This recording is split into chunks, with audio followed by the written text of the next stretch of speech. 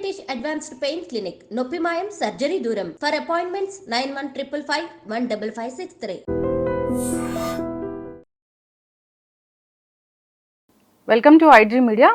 So ఇది winter season. వింటర్లో ఏంటంటే ఎక్కువగా హార్ట్ అటాక్ వస్తుంది, నైట్లో హార్ట్ అటాక్ ఎక్కువగా వస్తుంది, ఇక వాష్రూమ్కి వెళ్తే తొందరగా హార్ట్ అటాక్ వచ్చే పరిస్థితి ఉంటుంది ఈ సీజన్లో అంటారు. దీనిలో వాస్తవం ఎంత, మరి ఎటువంటి జాగ్రత్తలు తీసుకోవాలి? సో పూర్తి వివరాలు తెలుసుకుందాం. ఈరోజు మనతో పాటు ఉన్నారు ప్రముఖ interventional cardiologist doctor Lakkireddy Kiran Kumar Reddy గారు from owners heart institute. Doctor గారు నమస్తే. నమస్తే అండి. డాక్టర్ గారు, జనరల్గానే ఎన్నో కేసులు చూసుంటారు, ఎన్నో ఏళ్ళ ఎక్స్పీరియన్స్ మీది. అయితే చలికాలంలోనే హార్ట్ అటాక్స్ ఎక్కువగా వస్తాయి అంటారు, దీనిలో వాస్తవం ఎంత? అంటే హార్ట్ అటాక్స్ చలికాలంలో కొంచెం పెరిగే స్కోప్ అయితే ఉంటుందన్నమాట. సో యూజువల్గా మన classical heart attack related pain అని చెప్తాం, యాంజైనా అంటాం. సో యాంజైనా క్యారెక్టరిస్టిక్స్ ఉంటాయి కొన్ని. అంటే ఇప్పుడు పెయిన్ వస్తుంది, పెయిన్ ఎలా ఉంటుందంటే స్క్వీజింగ్ టైప్, అంటే మనల్ని చెస్ట్ రెండు చేతులతో గట్టిగా నొక్కేసినట్టు, లేదంటే ఒక 50 to 100 kgs బరువు పెట్టినట్లు ఉంటుంది అనమాట. That is typical of heart attack pain అనమాట. సో ఇవి ఒక్కొక్కసారి ఏమవుతుందంటే యూజువల్గా ఇంటెన్సిటీ అనేది కూడా ఇంపార్టెంట్. చాలా మంది కూర్చున్నట్లు ఉంటుంది అంటారు, అది non specific, but still you have to consider అట్లాంటి టైప్స్ కూడా. కూర్చున్నట్లుంటే కాదు, కూర్చున్నట్లు ఉంటే కూడా ఉండే అవకాశం ఉంటుంది. I will tell you after this. So ఈ పెయిన్ అనేది కూడా ఏమవుతుందంటే అక్యూట్ హార్ట్ అటాక్లో నిదానంగా ఇంటెన్సిటీ అనేది కూడా పెరుగుతూ పోతుంది. అండ్ దీని స్పెసిఫిక్ క్యారెక్టరిస్టిక్ ఏదంటే మీల్స్ చేసిన తర్వాత, అంటే ఏదైనా ఫుడ్ తీసుకున్న తర్వాత ఎక్కువయ్యే అవకాశం ఉండొచ్చు. దెన్ వర్క్, మనం స్టెప్స్ ఎక్కిన, ఎక్సర్సైజ్ కొంచెం చేసినా కానీ పెయిన్ ఎక్కువయ్యే ఛాన్స్ ఉంటుంది. నెక్స్ట్ కోల్డ్ వెదర్లో కూడా ఈ పెయిన్ అనేది ఎక్కువ ఉండే అవకాశం ఉంటుంది. ఇది క్లాసికల్ హార్ట్ అటాక్ పెయిన్ అంటాం. ఎందుకు వింటర్ సీజన్లో హార్ట్ అటాక్ ఎక్కువ అయ్యే అవకాశం ఉండొచ్చు అంటే, మన వింటర్ సీజన్లో ఏమవుతుందంటే వాసోస్పాజం, మన రక్తనాళాలు ఉంటాయి కదా, బ్లడ్ వెజల్స్ అనేది బాడీలో ముడుచుకుపోయే టెండెన్సీ ఉంటుందన్నమాట. వాసో కన్స్ట్రిక్షన్ అంటాం. స్పాజం, కోల్డ్కి స్పాజం అయ్యాయి. ఈ స్పాజం అయినప్పుడు మన బ్లడ్ వెజల్స్ అంతా కూడా చలికి, so to increase this thing మన body temperature, so what it will cause some pressure increase. Pressure increase అయినప్పుడు లైక్ బీపీ కూడా పెరిగే ఛాన్స్ ఉంటుంది ఈ వాసో కన్స్ట్రిక్షన్ వల్ల. సో దానివల్ల heart has to pump. Normal pressure కంటే ప్రెషర్ ఎక్కువైనప్పుడు హార్ట్ పంప్ చేయాలంటే స్ట్రెయిన్కి గురవుతుంది. సో ఈ ఇంబ్యాలెన్స్ ఒకవేళ బ్లాక్స్ ఉన్నట్లయితే, సో ఈ సప్లై డిమాండ్ మిస్ మ్యాచ్ అంటాం, ఈ సప్లై డిమాండ్ మిస్ మ్యాచ్ వల్ల హార్ట్ అటాక్ వచ్చే అవకాశం ఉండొచ్చు. రెండోది, మన గుండె యొక్క రక్తనాళాలు కూడా ముడుచుకునే అవకాశం ఉండొచ్చు. అవి ముడుచుకోవడం వల్ల కూడా హార్ట్ అటాక్ వచ్చే అవకాశం ఎక్కువ ఉండొచ్చు. నెక్స్ట్ థింగ్ ఏంటంటే, ఈ చలికాలంలో మనకి ఇన్ఫ్లమేషన్ అనేది కూడా కొంచెం ఎక్కువ ఉండే అవకాశం ఉండొచ్చు. ఇది థర్డ్ పాయింట్. నెక్స్ట్, చలికాలంలో ఏం చేస్తాం అందరము, యాక్టివిటీ అనేది ఉండదు. సో యాక్టివిటీ తగ్గిపోతుంది. యాక్టివిటీ తగ్గిపోయినప్పుడు మోర్ కొలెస్ట్రాల్ అక్యుములేషన్ కానీ ఇవంతా జరిగే ఉండొచ్చు. నెక్స్ట్, ఫుడ్, మనం బాగా చలి ఉంటుంది కాబట్టి we'll should eat more food తీసుకుంటాం. సో ఈ మోర్ ఫుడ్ తీసుకునేటప్పుడు కూడా మన బాడీలో కొలెస్ట్రాల్ అక్యుములేషన్ ఎక్కువ అయ్యే ఛాన్స్ ఉంది. ఈ చెడు కణాలు అనేది ఎక్కువ అవడం వల్ల కూడా హార్ట్ అటాక్ అనేది ఎక్కువ ప్రెసిపిటేట్ అయ్యే ఛాన్సెస్ ఉంటాయి. నెక్స్ట్ వచ్చేసి వాటర్ కూడా సరిగ్గా తీసుకోం. సో ఈ డీహైడ్రేషన్ వల్ల కూడా బ్లడ్ విస్కోసిటీ అనేది పెరిగి మన ఆ థిక్ అండ్ బ్లడ్ అనేది ఫ్లో అవడం వల్ల ప్రెషర్ పెరగడము, అండ్ ఆ థిక్ ఫ్లూయెన్సీ లేకపోవడం వల్ల కూడా బ్లడ్ క్లాట్ అయ్యే టెండెన్సీ ఎక్కువ ఉంటుంది. సో ఇలా చాలా రీజన్స్ వల్ల వింటర్ సీజన్లో హార్ట్ అటాక్ ఎక్కువ వచ్చే అవకాశం ఉంటుంది. కాబట్టి already risk factors like BP కానీ, షుగర్, కొలెస్ట్రాల్ ఇలాంటి వాళ్ళు, ఒబిసిటీ, ఊబకాయం ఉన్న వాళ్ళు చాలా జాగ్రత్తలు తీసుకోవాల్సిన అవసరం అయితే ఉంటుంది. ఎటువంటి చిన్న నొప్పి వచ్చినా కానీ నెగ్లెక్ట్ అయితే చేయకూడదు. సో నేను ఆల్రెడీ, మీరు ఫస్ట్ అడిగినప్పుడు ప్రిక్కింగ్ అయితే కాదా హార్ట్ అటాక్ అంటే, క్లాసికల్ అంటాం. క్లాసికల్ అంటే ఇదైతే definitely heart attack. But any type, నాకు ఏదో మైల్డ్ పెయిన్ ఉంది, లేదా కూర్చున్నట్లు ఉంది, ఓన్లీ చెయ్యి నొప్పి మాత్రమే ఉంది, లేదా గొంతు నొప్పి వస్తూ ఉంది, లేదా ఒక్కొక్కసారి మనకి పొత్తి కడుపు అంటాం, ఇక్కడ మాత్రమే నొప్పి రావచ్చు, కొందరిలో ఓన్లీ చెమటలు మాత్రమే పట్టచ్చు. సో ఇలా ఏ సిమ్టమ్ ఉన్నా దాన్ని నెగ్లెక్ట్ చేయకూడదు. ఎందుకంటే మెయిన్ చెస్ట్ పెయిన్ అంటేనే ఫస్ట్ ఎవరికైనా గుర్తొచ్చేది హార్ట్ అటాక్. అదే గుర్తుకు రావాలి కూడా. ఎందుకంటే దాన్ని నెగ్లెక్ట్ చేసి ప్రాబబుల్ మజిల్ పెయిన్ కానీ, లేదంటే ప్రాబబుల్ గ్యాస్ట్రిక్ పెయిన్ అని డిలే చేయడం వల్ల మిస్ అవుతాం, విల్ మిస్ హార్ట్ అటాక్స్. ఈ మిస్ అయినప్పుడే డెత్స్ అనేది సంభవిస్తూ ఉంటాయి. హాస్పిటల్కి రీచ్ అవ్వకముందే ఎందుకు కొలాప్స్ అయిపోయినారు, చాలా మంది ఎక్స్ప్రెస్ చేయరు. బేసికలీ లాట్ ఆఫ్ పీపుల్ ఏంటంటే దే వోంట్ ఎక్స్ప్రెస్. ఇప్పుడు ఫర్ సపోజ్ ఫ్యామిలీలోనే ఉన్నారు, చెస్ట్ పెయిన్ ఉంటుంది, బట్ హీ వోంట్ ఎక్స్ప్రెస్, ఏదో మైల్డ్ పెయిన్ అనుకొని ఇంట్లో వాళ్ళకు చెప్పరు. సో నెగ్లెక్ట్ అయిపోతుంది. అది సివియర్ అయ్యేసరికి you may have time or you don't have time, time ఉండొచ్చు ఉండకపోవచ్చు హాస్పిటల్కి రీచ్ అయ్యేదానికి. సో ఈ నెగ్లిజెన్స్ అనేది చెస్ట్ పెయిన్లో ఎప్పుడు కూడా వహించవద్దు. అది గ్యాస్ట్రిక్ అయినా అవనివ్వండి, లేదా మజిల్ పెయిన్ అవనివ్వండి, మీకు సివియర్ పెయిన్ ఉంది, దానివల్ల డిస్కంఫర్ట్ ఉంది, you are not able to sit quietly, or మీరు ఎయిర్ హంగర్ ఎక్కువ ఉంది, ఏదో శ్వాస ఆడట్లేదనే ఫీలింగ్ ఉండొచ్చు కొందరిలో, లేదా నాజియా వామిటింగ్ అంటాం, అది కూడా ఉండే ఛాన్స్ ఉండొచ్చు. ఇలాంటి సిమ్టమ్స్ ఉన్నప్పుడు ఇమీడియట్ గా ఇప్పుడు మెడికల్ డయాగ్నోస్టిక్ ఫెసిలిటీస్ అనేది every area nook and corner ప్రతి చోట వచ్చేసినాయి. So hardly 100 meters or 200 meters లో ఒక డయాగ్నోస్టిక్ ఫెసిలిటీ ఉంటుంది, లేదంటే ఒక క్లినిక్ ఉంటుంది, లేదా నర్సింగ్ హోమ్ ఉంటుంది. ఎక్కడికో ఒక చోటుకి వెళ్ళి వాళ్ళ ఈ సిమ్టమ్స్ చెప్పి నాకు ఒక ఈసీజీ కావాలని అడిగితే ఎవరైనా తీస్తారు. ఆ ఈసీజీ క్లారిటీగా డయాగ్నోస్ అయిపోతుంది. So acute heart attack diagnose చేయడానికి ఒకే ఒక investigation is enough. First investigation is ECG. ECG is very very affordable to everybody, ఎవరికైనా అఫోర్డబుల్ ప్రైస్లోనే ఉంటుంది అది. సో ఆ ఈసీజీ తీయించుకోవడం వల్ల హార్ట్ అటాక్ ఉందా లేదా అని తెలుస్తుంది. ఉందనుకోండి, మీకు ఇమీడియట్గా లోడింగ్ డోసెస్ అనేది ఇస్తారు, 3 drugs. అది తీసుకుంటే కొంచెం సేఫ్టీ అయ్యే ఛాన్స్ ఉంటుంది. దెన్ ఇమీడియట్గా ఎక్కడికైతే ఆ ఫెసిలిటీస్, క్యాత్ ల్యాబ్ ఫెసిలిటీస్ ఉన్నాయో, అలాంటి కార్డియాలజీ స్పెషలిస్ట్ ఉన్నాయో షిఫ్ట్ చేస్తారు డాక్టర్లు. దానివల్ల మీ ప్రాణం కాపాడుతుంది. లేదు ఒకవేళ ఈసీజీ నార్మల్ ఉంది, fine, then second line of testing ఉంటుంది. పర్టికులర్లీ ఇవంతా కూడా ఎవరు గుర్తుకు పెట్టుకోవాలంటే more than 30 years. ప్రీవియస్గా హార్ట్ అటాక్స్ అంటే 60 years దాటితేనే అనేది that notion has been done. అది స్లోగా 50 yearsకి వచ్చింది. Now it is came up to 30 years. More than 30 years పర్టికులర్లీ సిమ్టమ్ ఎనీ రిస్క్ ఫ్యాక్టర్స్ అంటాం, లైక్ బీపీ, షుగర్, కొలెస్ట్రాల్, ఇంట్లో వాళ్ళకి ఎవరికైనా గుండె జబ్బులు ఉన్న, క్రానిక్ స్మోకర్, క్రానిక్ ఆల్కహాలిక్స్, ఊబకాయం ఎక్కువ ఉన్న వాళ్ళు, ఎక్కువ స్ట్రెస్ తీసుకునే వాళ్ళు, వీళ్ళందరూ కూడా జాగ్రత్తగా ఉండాలి ఈ సిమ్టమ్స్ వచ్చినప్పుడు. సో వాళ్ళైతే డెఫినెట్లీ నెగ్లిజెన్స్ అయితే పాటించవద్దు. నెగ్లిజెన్స్ లేకుండా ఈసీజీ తీయించుకుంటే వాళ్ళకి తెలిసిపోతుంది ప్రాబ్లం ఉందా లేదా అనేసి. ఒకవేళ ప్రాబ్లం లేదనిపిస్తే ఫైన్, డాక్టర్ అనేది సెకండ్ లైన్ ఆఫ్ టెస్ట్ ఏంటంటే బ్లడ్ టెస్ట్ ఒకటి ఉంటుంది, ట్రోపోనిన్ టెస్ట్ అంటాం. ఈ 2 టెస్ట్ల వల్ల మీకు అక్యూట్గా డేంజర్ ఉందా లేదా అనేది క్లారిటీగా తెలిసిపోతుంది. ఈ 2 నెగిటివ్ ఉన్నాయంటే మీరు కూడా ఊపిరి పీల్చుకొని సేఫ్ అనేది సేఫ్ జోన్లోకి వచ్చే అవకాశం ఉంటుంది. Probable next they will think this muscle pain or bone pain or gastric pain అనేది ఫర్దర్ ఎవాల్యుయేషన్. అవి అంత డేంజరస్ కాదు కాబట్టి your life is saved.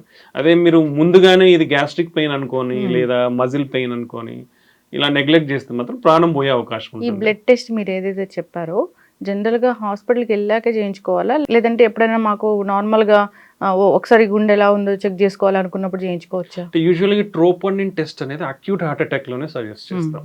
So నార్మల్గా అయితే అవసరం లేదు యూజువల్గా టెస్ట్ అనేది. సో బట్ నార్మల్ కూడా చేయించుకునే వాళ్ళు చేయించుకోవచ్చు. ఇట్ విల్ సమ్ టైమ్స్ కొందరిలో ఏంటంటే క్రానిక్ అండర్లయింగ్ హార్ట్ ప్రాబ్లమ్స్ ఏమన్నా ఉన్నా కానీ తెలిసే అవకాశం ఉండొచ్చు. But usually it is indicated in acute heart attacks, అది ఒక indication. Second, already heart problems ఉన్న వాళ్ళలో హార్ట్ ఫెయిల్యూర్ డెవలప్ అయినప్పుడు కానివ్వండి, ఇలాంటి టైంలో will suggest for those people అనమాట. అందరికీ అయితే అవసరం లేదు ట్రోపోనిన్ టెస్ట్.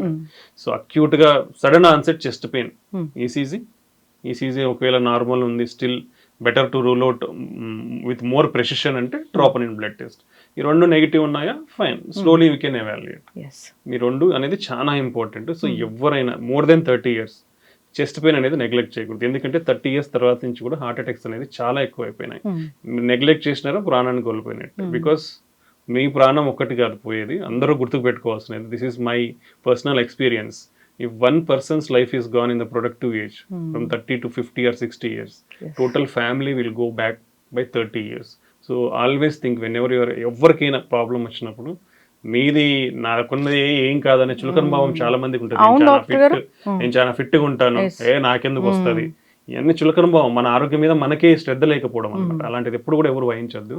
సో ఛాతీ నొప్పి ఉంటే ఇమీడియట్ గా ఒక ఈసీజీ తీయించుకోండి. Think about your total family, because they are always depends on you and you have to take care of them. So అదే ఆలోచించి మీరు ఇమీడియట్ గా టెస్ట్, దాంట్లో పోయేది ఎవ్వరికి నష్టపోయేది అయితే ఏమీ ఉండదు. చిన్న టెస్ట్ సమ్ 100 to 300 rupees కంటే ఉండదు ఈసీజీ అనేది.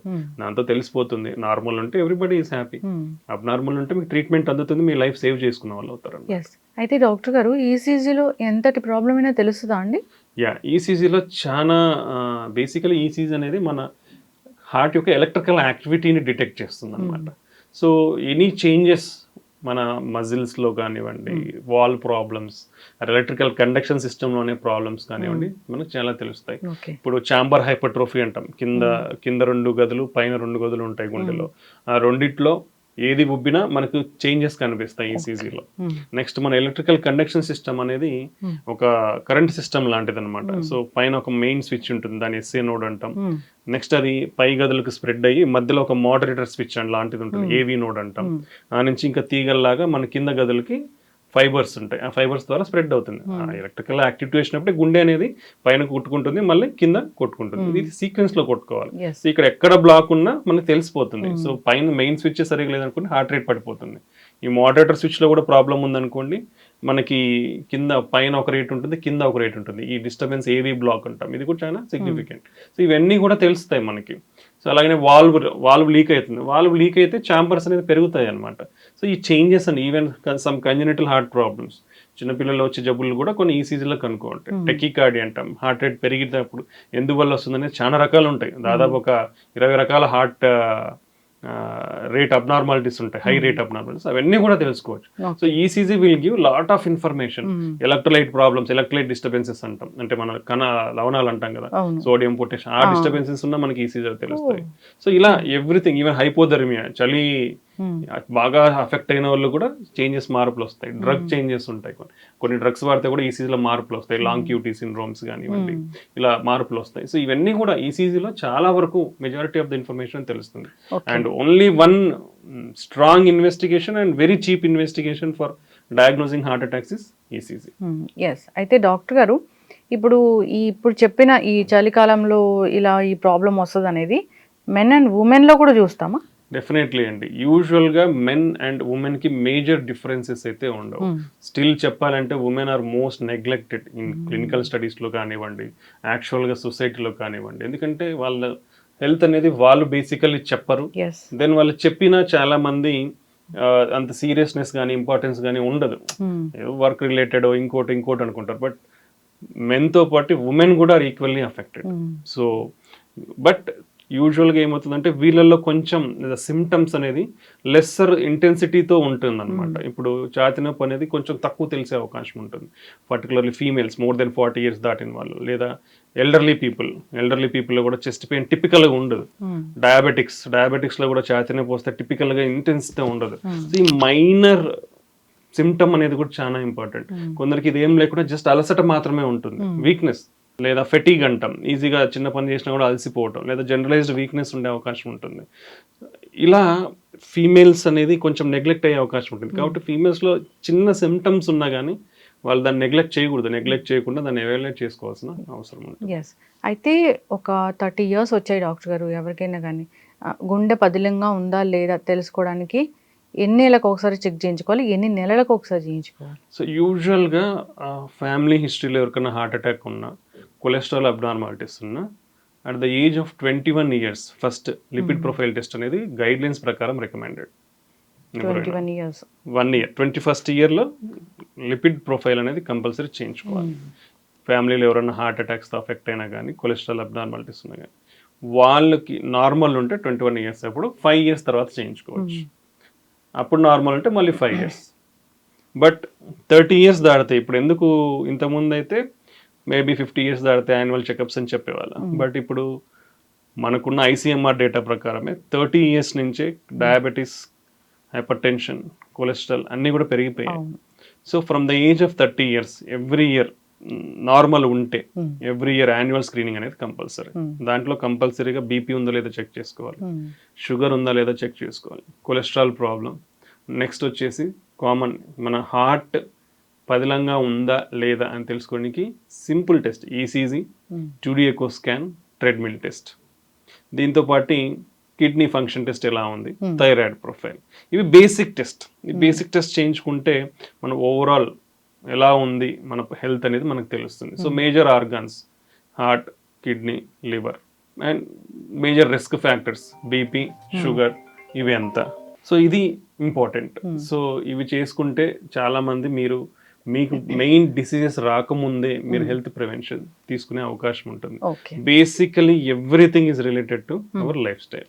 సో ఈ లైఫ్ స్టైల్ అనేది మనం పాటిస్తే ఈ యాన్యువల్ చెకప్స్ ద్వారా డెఫినెట్లీ మనకు మేజర్ ప్రాబ్లం లేకుండా కాపాడుకోవచ్చు. ఓకే, ఇప్పుడు ఈ చలికాలంలో హార్ట్ అటాక్ గురించి మాట్లాడుకుంటూ ఉన్నాము. ప్రత్యేకంగా జాగ్రత్తలు ఏమైనా తీసుకోవాలా హార్ట్ ప్రాబ్లం ఉన్నా లేకపోయినా? సో హార్ట్ ప్రాబ్లం ఉన్న వాళ్ళు కంపల్సరీగా కోల్డ్ వెదర్కి ఎక్స్పోజ్ అవ్వడం తగ్గించాలి. కోల్డ్ వెదర్లో హెవీ వెయిట్స్ లిఫ్ట్ చేయడం తగ్గించాలి. కోల్డ్ వెదర్లో వాకింగ్ చేయడం కూడా తగ్గిస్తే మంచిది. ఆల్రెడీ హార్ట్ అటాక్స్ అఫెక్ట్ అయిన వాళ్ళు, స్టంట్స్ పడిన వాళ్ళు, ఇలాంటి ఇబ్బంది ఉన్న వాళ్ళు చేసుకోవాలి. సెకండ్ థింగ్, మోర్ వామ్గా ఉండేటట్లు చూసుకోవాలి వాళ్ళ క్లాతింగ్ కానీ ఇవంతా.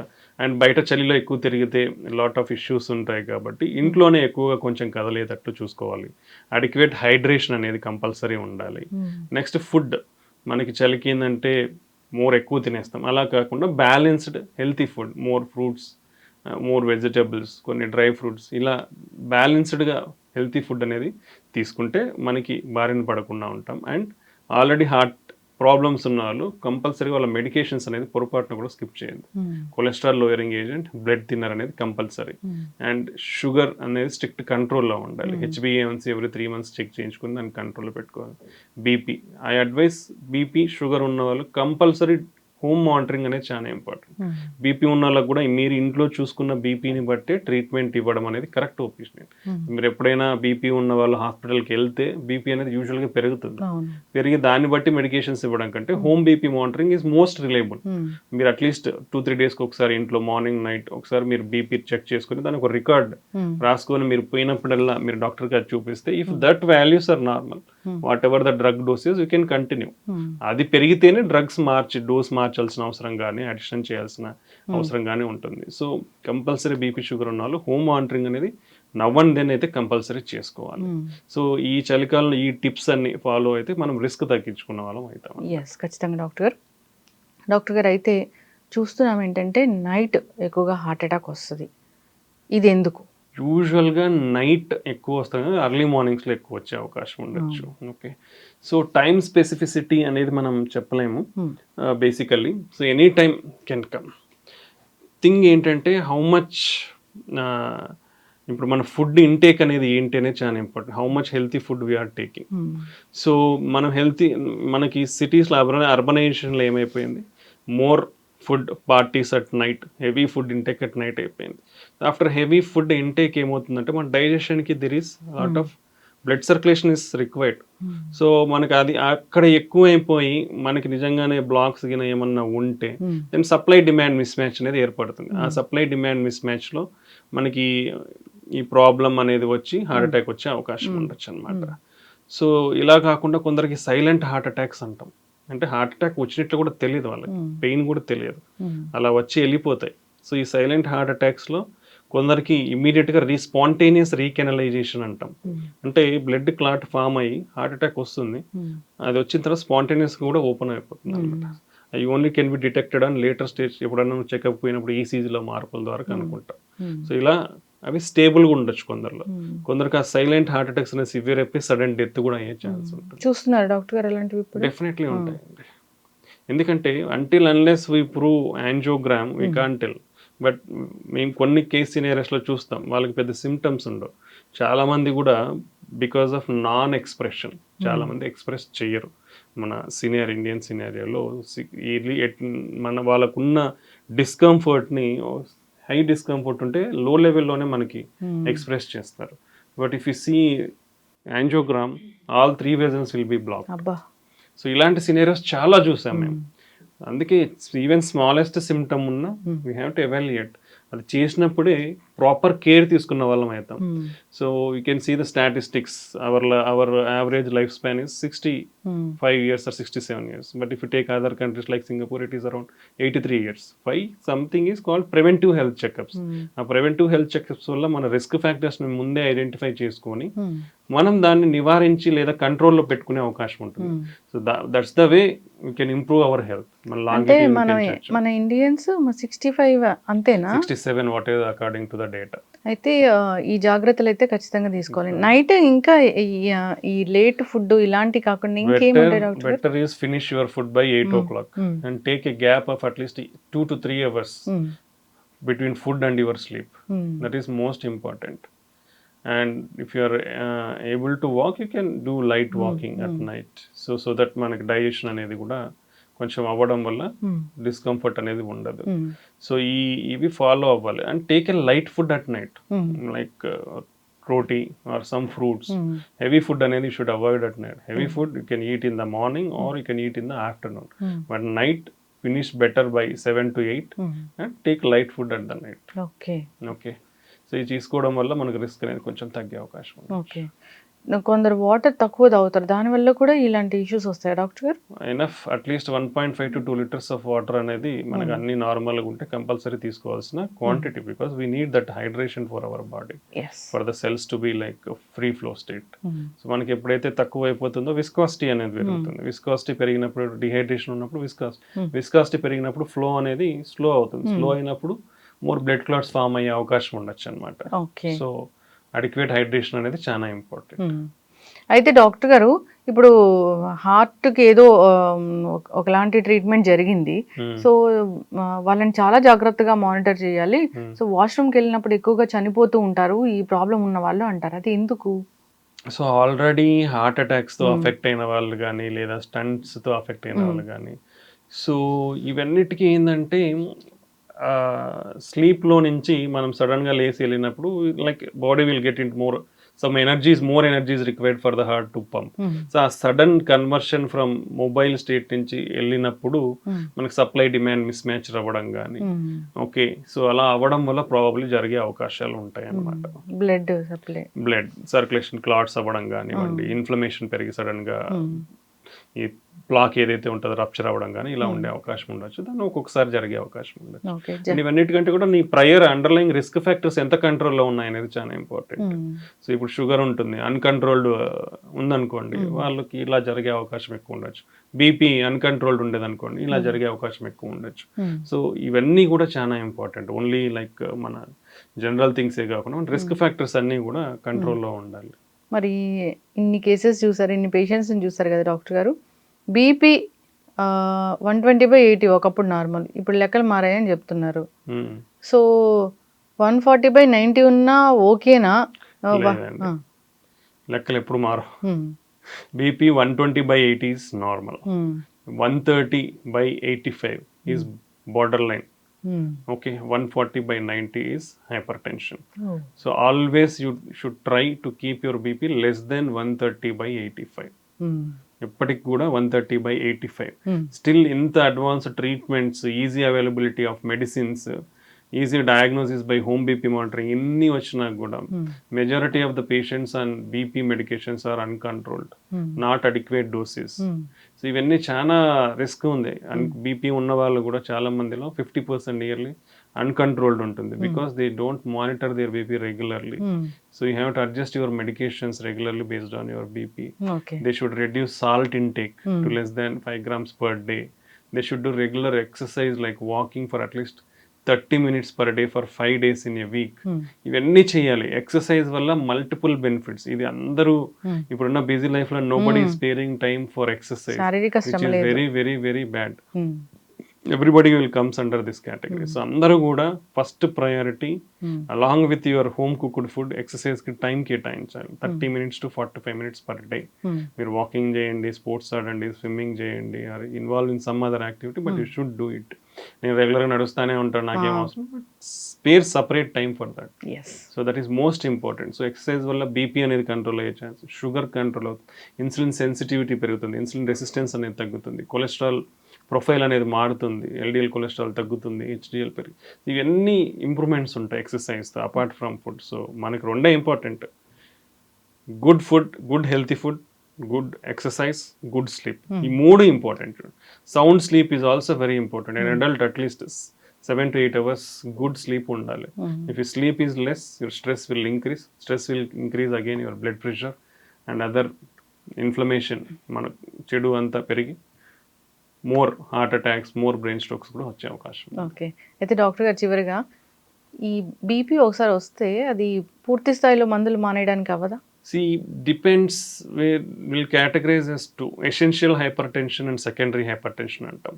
So essential hypertension with age అనేది మనకు వస్తుంది, like genetic factors, lot of factors ఉంటాయి, హెరిడిటరీ ఇది అంతా. సో సెకండరీ కాజెస్లో కొన్ని హార్మోనల్ ప్రాబ్లమ్స్ ఉంటాయి. సో హార్మోనల్ ఒకవేళ యంగ్ ఏజ్లో వస్తే we have to rule out దేనివల్ల వచ్చింది. లైక్ 30 yearsకి వచ్చింది అనుకోండి, కిడ్నీ ప్రాబ్లం ఉందా, లేదా థైరాయిడ్ హార్మోన్ ఉన్నా, లేదంటే ఇంకో pheochromocytoma some other adrenal gland problems, ఇది దేని వల్ల వచ్చిందనేది రూల్ అవుట్ చేస్తాం. అది రూల్ అవుట్ చేసిన తర్వాత label it as essential hypertension. But if you are able to do healthy lifestyle like regular exercise, if you're everything, your kidney function is good, creatinine is normal, all other hormones are good, you can control your hypertension, you can reduce. అంటే very unreachable levels అనేది first నుంచి ఎవరికి ఉండదు, underlying ఏ problem లేకుండా స్లోగానే start అవుతుంది. So if you do all these things sincerely with yoga, meditation, exercise, more fruits and vegetables, అసలు like everybody has to take more fruits and vegetables, nearly 3 to 5 times fruits and vegetables తీసుకోవాలి per day. అయితే more than 50% of the people in India fruits వారంలో ఒక్కసారే తీసుకుంటారు. How much వ్యత్యాసం ఉంది ఇక్కడ. So even vegetables కూడా డైలీ 3 times తీసుకునే వాళ్ళు ఓన్లీ 20% మాత్రమే ఉన్నారు. So 80% are not taking. So you have to change our diet. So more fruits and vegetables, reduce our salt intake, reduce our fat, oils, fried foods, processed foods. ఇప్పుడు అంతా easy delivery అయిపోయినప్పటి నుంచి fast foods, packed foods అలవాటు అయిపోయింది. They are all harmful according to the data what ever it is. So better convert to a healthy balanced diet, that is most important. And then regular exercise. ఈ దీనిలతో మన బీపీని కూడా control చేసుకొని you can get down your drugs. But అది drugs తగ్గించేటప్పుడు కూడా we'll slowly bring it down. ఒకేసారి అన్ని మానేస్తే మళ్ళీ రీబౌండ్ హైపర్ టెన్షన్ ఉండే ఛాన్స్ ఉండొచ్చు. So slow by slow multiple drugs ఉన్నారంటే డ్రగ్స్ తగ్గించడం, డోస్ ఉందంటే డోస్ తగ్గించుకుంటూ రావడం. సో ఆ విధంగా మీ బీపీ మెయింటైన్ అవుతుంది without much requirement of drugs. అంటే we can reduce all the drugs also. And again will monitor that BP.